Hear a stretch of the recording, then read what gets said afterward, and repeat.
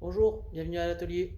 Alors aujourd'hui, je vais vous montrer comment je prépare des triplis pour des portes et des fenêtres. Le principe, c'est d'encoller 3 pièces de bois de manière à constituer le montant ou les traverses finales pour les fenêtres ou les portes. Alors pourquoi utiliser des triplis pour faire des portes et des fenêtres? Alors il y a quelques inconvénients, mais il y a surtout pas mal d'avantages. Alors le premier avantage, ça va être la manutention, parce que pour faire des épaisseurs en 58 ou en 60, il faudrait partir sur des plateaux bruts en 65 ou en 80. À manutentionner quand on est tout seul, c'est l'enfer. Alors que là, on peut utiliser des plateaux de 27. Le second avantage, c'est la disponibilité des épaisseurs. C'est un peu lié à ce qu'on vient de dire sur la manutention. Trouver du bois sec en 25, en 27, c'est assez simple. En 65-80, c'est déjà plus compliqué. Pas tous les fournisseurs en ont.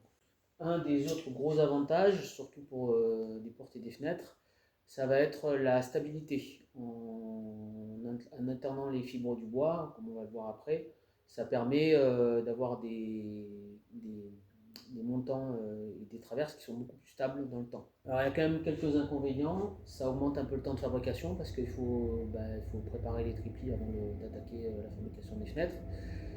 Et il y a un petit peu plus de pertes au niveau du bois.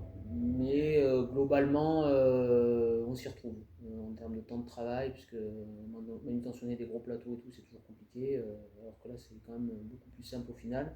Alors, comment je procède pour fabriquer les triplis? Alors, la méthode, je ne l'ai pas inventée, ça vient d'un article du Bouvet, ça marche assez bien. Donc, dans l'idée, c'est que je vais d'abord dégauchir et raboter mes plateaux pour sortir des épaisseurs de 20. Après, ça dépendra de l'épaisseur finale qu'on veut, mais là, moi, je pars sur du 58, donc on va faire du 20. Donc ensuite, on va préparer nos collages de manière à alterner les fibres du bois, c'est-à-dire toujours le quart vers l'extérieur. Quand c'est de la DOS et quand c'est du quartier, on essaie de mettre du quartier au milieu, de manière à faire en sorte que si le bois travaille, il va pas tendance à s'ouvrir, il a plutôt tendance à se refermer. Donc une fois qu'on a sélectionné nos bois, on va les coller ensemble. On a nos 3 épaisseurs de 20 qui vont nous faire une épaisseur finale de 60.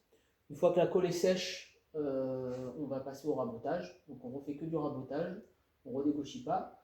Donc on enlève une première épaisseur, on enlève 1 mm d'un côté, ça va nous donner du 59. Et ensuite on passe de l'autre côté et on enlève un deuxième millimètre, ce qui nous donne du 58. Et on a notre épaisseur finale avec notre triplet qui fait du 19, 20, 19. Et ensuite, moi quand je fais les fenêtres, tous mes usinages sont prévus pour s'aligner sur les différentes épaisseurs pour éviter d'avoir des fois des petits problèmes au niveau des usinages. Donc voilà, une fois qu'on a nos plateaux finaux, on n'a plus qu'à dégauchir en fait les bords pour avoir dégauchir et raboter les bords pour avoir des montants aux dimensions qu'on veut. Et après on peut attaquer la fabrication des fenêtres. Voilà.